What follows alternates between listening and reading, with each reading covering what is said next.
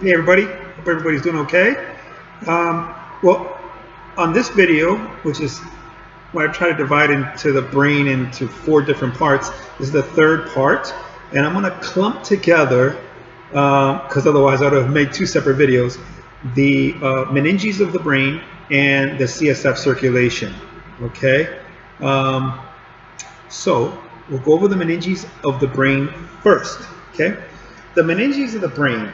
We went over the meninges of the spinal cord, which are connective tissues that surround the spinal cord. There's going to be alternating spaces and meninges around the spinal cord, and it helps cushion the spinal cord and protect it. Same thing happens with the brain. The brain needs to have a cushion and support. You know, so if you bang your head or anything like that, the brain won't hit up against the skull violently and give you brain damage. So it's very careful not to do activities that require your brain to pass the threshold of the meninges and spaces and liquids that are in there, because it can do brain damage, as we've seen in a lot of cases in sports. Okay, so the meninges. Let's start off with the meninges of the brain. Okay, so this is a model depicting, here's the skull, this is the scalp, where your hair comes off of, skull. Here's the cerebrum, okay, this is particularly the cortex. Alright, okay. Alright, so let's go over some of these structures, meninges and spaces. So here we got the cortex, here we have, okay, so the same thing, pad. Pia mater. This is going to be the Arachnoid Mater, okay, and then this is the Dura mater. All right. Okay, so the cortex, the Pia mater, the Arachnoid Mater, and the Dura mater.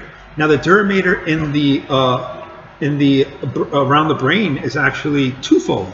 Okay, you can have 2 layers of the Dura mater. This is the meningeal layer and the endosteal layer.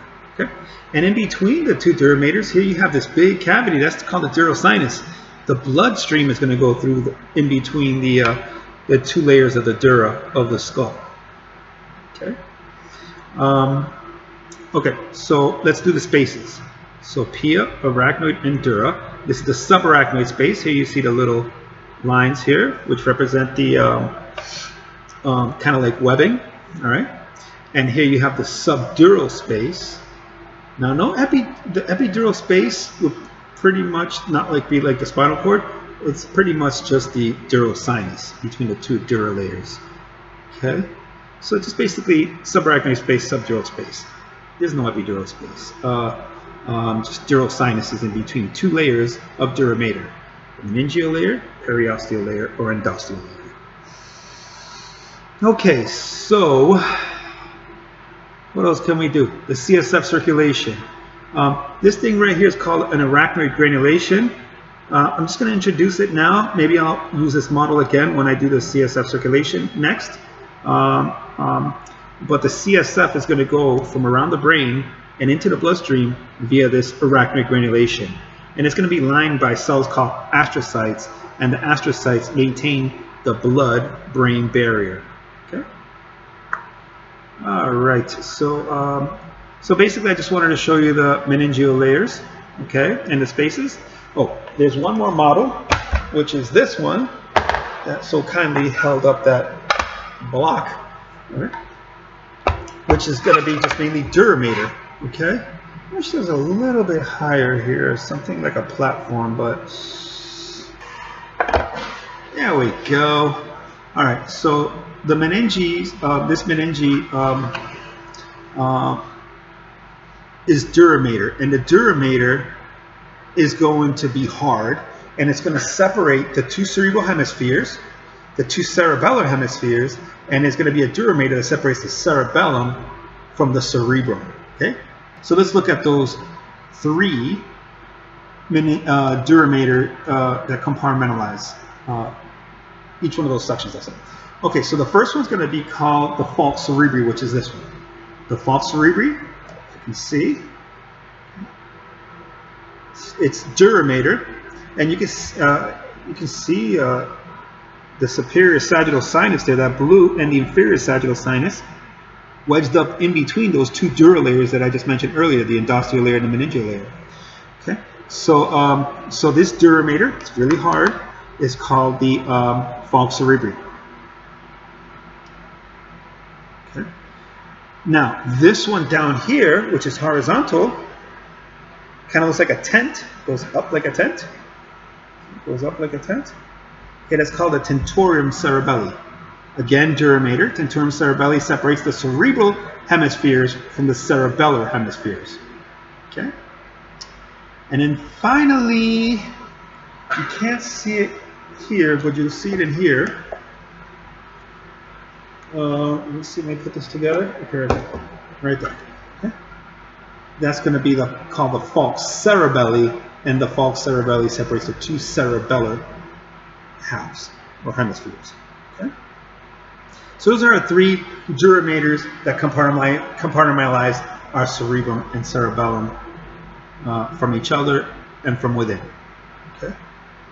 All right, so that's it. That's all the meningeal layers.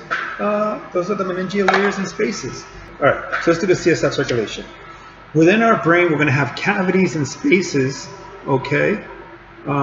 Cavities or spaces, which allow the CSF to travel through it, okay? And let me just show you a little diagram here. Here you can see our subarachnoid space and arachnoid granulation dumping the CSF into the bloodstream, okay? So here you're going to see the CSF, the cavities for the CSF to travel through. So the lateral ventricles dump the CSF into the third ventricle. Third ventricle goes to the cerebral aqueduct. The CSF goes to the third ventricle to the cerebral aqueduct into the fourth ventricle. And the CSF can go up and down the central canal or go around the subarachnoid space of the spinal cord and then go around the subarachnoid space of the brain, and then the blood will go out the arachnoid granulations into the bloodstream and start all over again at the, hope that was focused enough, back into the choroid plexus can produce the CSF again. The choroid plexus is lined by ependymal cells, and that's what helps produce the CSF. Okay, so that's just an overview of the cerebrospinal fluid circulation in the meninges, in the spaces of the brain, in and out of the brain, and around, in and out of the spinal cord. Okay. Let me just show you one last time over here. The subarachnoid space is going to contain the CSF. The CSF goes through the arachnoid granulations and dumps into the bloodstream. Okay. This model here is supposed to depict CSF. Okay. So just imagine this being like an ice cube. The ice cube takes the shape of the water, takes the shape of the tray when it freezes, so that you have ice cubes. Same will apply here with the CSF. The CSF, taking this off. The CSF takes the shape. So just imagine this gray being CSF hardened, taking the shape of the ventricles within our brain. Okay. So these two up here, it kind of looks like the USS Enterprise, Star Trek. So these two up here are going to be the lateral ventricles. Okay. This here in the middle is our third ventricle. You can see it takes the shape of the diencephalon, hypothalamus, thalamus. The eye, the intermediate mass, goes through here, and the epithalamus up here. So that's the diencephalon. Because the diencephalon's two walls, a right and a left wall, and in between is cavity, and CSF is in there. And then what connects it to is the intermediate mass, like this. Okay. So the third ventricle, then the CSF will go from the third ventricle through this structure here called the Cerebral Aqueduct. Okay, the Cerebral Aqueduct is this one. Remember I showed you here, there's the Cerebral Aqueduct, which is part of the, so the third ventricle here, Cerebral Aqueduct, or mesencephalic aqueduct, or aqueduct of Sylvius, and there's one more that I learned recently, but I forgot. And then here we have the fourth ventricle, which will be down here, the fourth ventricle. Okay, fourth ventricle. So two lateral ventricles, third ventricle, fourth ventricle. Now you can see the little pink structures within each ventricle here, a little pink. Those are the choroid plexus, choroid plexi, okay, which produces CSF in the third, in the fourth, and the third.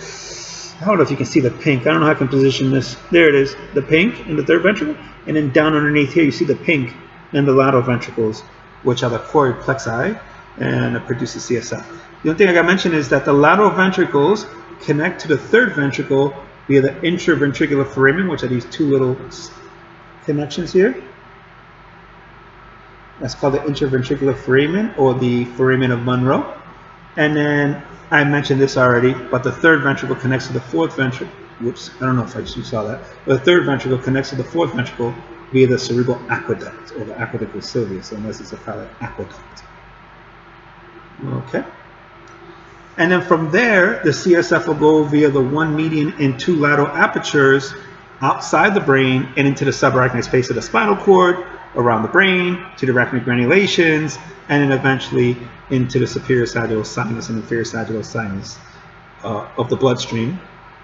And then come back and send a signal to these pink structures called the choroid plexi, and start with the lateral to the third to the fourth, and then do the circulation once again. Okay, so that's it. This third video, this third part, I felt like I probably needed to divide it into two parts, but the preceding two videos, I said I wanted to do 4 parts, and might as well keep it as 4 parts. So this is the third part, and discussing the meninges and spaces that surround the brain. We already went the meninges and spaces surrounding the spinal cord in the previous video, and also the cerebrospinal fluid circulation in the brain that goes down to around the spinal cord, up and down the central canal, around the subarachnoid space of the brain, then via the arachnoid granulations back into the bloodstream of the superior sagittal sinus. All right, guys, that's it. That's all I have for you in this third video. If you have any questions, let me know. Make sure to like and subscribe, and I'll check you out on the next video, the final part of the brain, which will be the cranial nerves, and that one should be short. All right, talk to you later. Have a good one. Bye.